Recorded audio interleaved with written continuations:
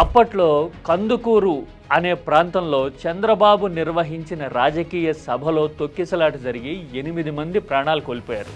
అప్పుడు ఇదే ఈనాడు, ఆంధ్రజ్యోతి ఏం రాశాయో ఒకసారి చూద్దాం. ఇప్పుడు మీరు చూస్తున్నది ఈనాడు క్లిప్పింగ్. నేరుగా పోలీసుల తీరును తప్పుపడుతూ ఈనాడు ఘటన జరగగానే ఒక లైన్ క్లియర్ కట్గా తీసేసుకుంది. అంటే తప్పంతా పోలీసులదే అని చెప్పే ప్రయత్నం చేసింది. ఇక ఆంధ్రజ్యోతి అయితే మరీ చిత్రం, అంతకంటే విచిత్రం.